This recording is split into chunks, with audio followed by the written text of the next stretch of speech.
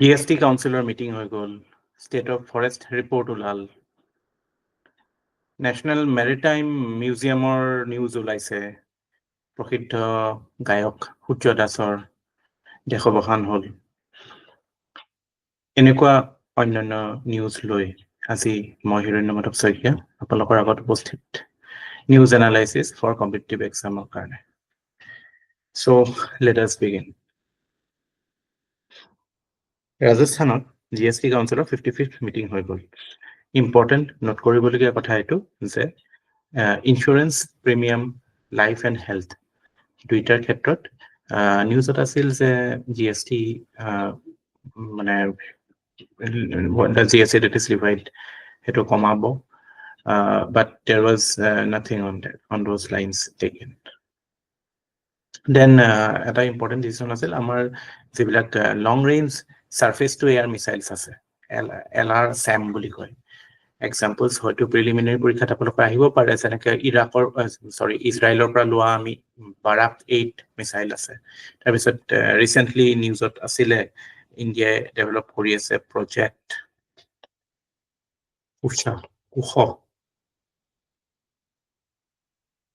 that is meant to develop indigenous LRSAM missile. তাৰ ওপৰত গভৰ্ণমেণ্টে GST কাউন্সিলে এক্সাম কৰিছে। তাৰপিছত জিন থেৰাপিৰ ওপৰতো এক্সাম কৰিছে। এইকেইটাতো লেটেষ্ট আমি দেখা পোৱা নিউজ।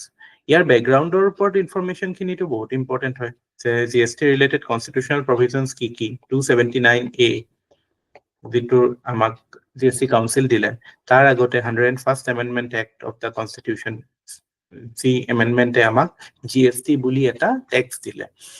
চ' এনেকুৱা বেকগ্ৰাউণ্ড ইনফৰমেশ্যনখিনি ইম্পৰ্টেণ্ট হয়। Powers and functions of GST council এইখিনি ইম্পৰ্টেণ্ট হয়, যিটো আমাৰ ৰেগুলাৰ পলিটি ক্লাছত আমি কভাৰ কৰোঁ। ইয়াতে আমাৰ পৰীক্ষা পইণ্ট অফ ভিউৰ পৰা ইম্পৰ্টেণ্ট কথা এইটো যে এইবিলাক ইছ্যু হাইলাইট হৈছে ৰিগাৰ্ডিং ইঞ্চুৰেঞ্চ প্ৰিমিয়াম আৰু এক্সামশ্যন য'ত দিয়া হৈছে। Next news is again very important, environment point of view পৰা, conservation point of view পৰা, আৰু আমাৰ নৰ্থ ইষ্ট আৰু অসমৰ point of view পৰা বহুত ইম্পৰ্টেণ্ট হয়। ইণ্ডিয়াজ মানে বায়েনিয়েল ফৰেষ্ট ৰিপৰ্ট এটা ওলায়। 2 বছৰৰ মূৰে বায়েনিয়েল মানে 2 বছৰৰ মূৰে state of the forest report কোনে উলিয়াই? দেহৰাদুনত থকা এটা এজেঞ্চি আছে ফৰেষ্ট ছাৰ্ভে অফ ইণ্ডিয়া, তেওঁলোকে উলিয়াই। The news is that there has been a slight increase in the total forest and tree cover. এই দুটা ডেফিনেশ্যন বেলেগ আকৌ দেই। ফৰেষ্ট কভাৰ আৰু ট্ৰী কভাৰ একে বস্তু নহয়। ফৰেষ্ট কভাৰ বেছি ডেন্স হয়। টেকনিকেল ডেফিনেশ্যনটো এনেকুৱা যে কোনোবা এটা জেগাত মানে এপ্ৰক্সিমেটলি আপোনাৰ 1 হেক্টৰ মানে আমাৰ 4 বিঘামান মাটিত যেতিয়া গছৰ কেনপিৰ ডেন্সিটিটো, ট্ৰী কেনপি বুলি যিটো কয়, গছৰ ছাতিৰ ডেন্সিটিটো যদি এইটো 10%তকৈ বেছি হয় এটা মানে 1 হেক্টৰ এৰিয়াত, then we can say that is a forest cover. তাতকৈ কম থাকিলে এইটো ট্ৰী কভাৰ হয়। চ' একচুৱেলি ফৰেষ্ট কভাৰতো there are multiple differentiation, distribution, very dense forest এনেকুৱা। In fact, in the case of Northeast and Assam, the news is not very good because আমি দেখা পাইছো যে ডেন্স ফৰেষ্টৰ সংখ্যা কমিছে। কিন্তু ওভাৰঅল আমি কিছুমান পজিটিভ নিউজ আছে এইটো ৰিলেটেড, যেনেকৈ what it has been reported is that the India's total tree and forest cover has reached around 25% of country's total geographical area. Amar jitu 328 million amar area jitu square kilometer jitu area, tar 25% is forest and tree cover. But again, we have to take it subjectively because there is lots of variation in what we define as tree and forest. Okay, so still it's a good news. আৰু তাৰ লগতে এটা কথা important হয় জানিবলৈ পৰীক্ষা point of view পৰা, প্ৰিলিমছৰ point of view পৰা, যে কোনকেইখন ষ্টেটত মানে মেক্সিমাম ফৰেষ্ট আছে, কোনকেইখন ষ্টেটত পাৰ্চেণ্টেজ ৱাইজ মেক্সিমাম আছে। চ' এনেকুৱা ক্ষেত্ৰত আমি দেখা পাওঁ যে মেক্সিমাম ফৰেষ্ট ইনক্ৰিজ হৈছে ছত্তীশগড়ত, তাৰপিছত উত্তৰ প্ৰদেশ, উৰিষ্যা আৰু ৰাজস্থানত। আৰু top 3 area wise largest state হৈছে মধ্যপ্ৰদেশ, অৰুণাচল আৰু মহাৰাষ্ট্ৰ। আৰু total percentage wise forest cover, total geographical এৰিয়াৰ কিমান পাৰ্চেণ্টেজ ফৰেষ্ট হয়? এতিয়া লাক্ষাদ্বীপত around 91.33% forest, followed by Mizoram and Andaman and Nicobar Island. So all those things are important, and remember আমাৰ এটা INDC আছে, INDCs আমাৰ তিনটা আছে, INDCs আছে, intended nationally determined contributions, যেটো Paris climate changeৰ পিছত Paris climate dealৰ পিছত আমি voluntarily commit কৰিছো। তাৰে এটা আছিলে যে আমি আমাৰ কাৰ্বন সিঙ্ক বা আমাৰ মানে the number of forest or percentage of forest সেইটো আমি বহাই total it was the target was to reach 2.5 to 3 billion tons by 2030. Hetu etia mane at this moment it is 2.29 billion tons. So we need to add more trees, but yeah, we are actually going in that direction. But again, you have to be very qualitative in these facts, because definition of forest is quite wide. There is a big spectrum of what we define by forest. Ideally, there should be very dense forest. অসমত কি হৈছে, dense forestor সংখ্যা বহুত কমি গৈছে। এনক্ৰোচমেন্টৰ মাজে মাজে নিউজত আহে, এনক্ৰোচমেন্ট হৈ মানুহক উঠাইছে। ইনফেক্ট মানে অথৰিটিজকে দুখ দিব লাগিব। যেতিয়া প্ৰথমতে প্ৰব্লেমটো হয় তেতিয়া একো ষ্টেপ নলয়, যেতিয়া ল এণ্ড অৰ্ডাৰ চিটুৱেশ্যন হৈ যায় তেতিয়াহে গৈ পেলাই মানে চিটুৱেশ্যনটো যেতিয়া আউট অফ কণ্ট্ৰল হয় তেতিয়াহে একশ্যন লোৱা আৰম্ভ কৰে। কিন্তু আমি দেখা পাওঁ বহুত ফৰেষ্ট ডিগ্ৰেড হোৱা বা টোটেল ডেন্সিটি, টোটেল এৰিয়া কমাৰ এটা মূল কাৰণ হৈছে এনক্ৰোচমেন্ট।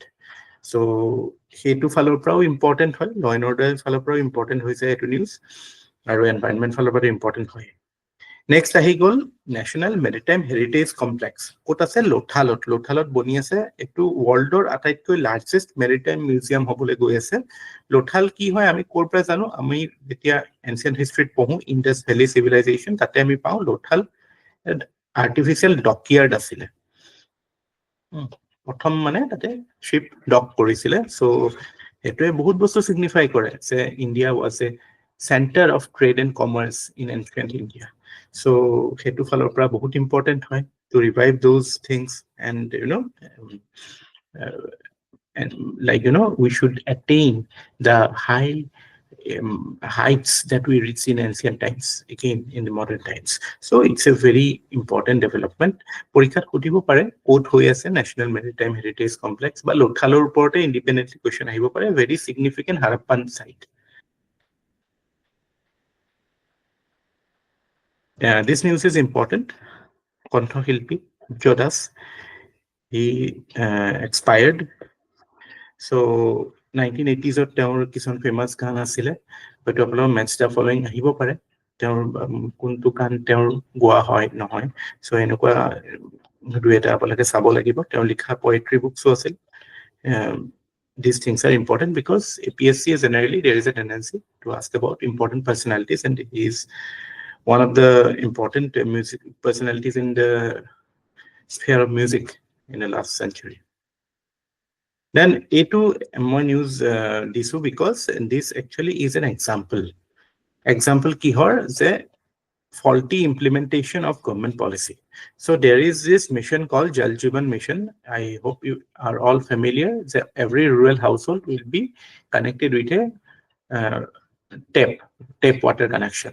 So there has been a lot of anomalies. In fact, Bukakatar public health engineering area that PhD block at to inspection hole, and then it was found that there was a lot of lacuna in implementation of this project. So this has been highlighted in the news, and only what it has revealed is that 44 out of 371 completed piped water supply schemes are non-functional, and non-functional are on very frivolous grounds. So it definitely shows some malified activities underhand. So all these issues highlighted in news are good examples for you in your ethics paper, in governance paper 2 also. Like the beside has a paper 2 or paper 4 or example code pump in newspaper. Okay, sir. So these are the topics of today, that is 22nd of December, and thank you.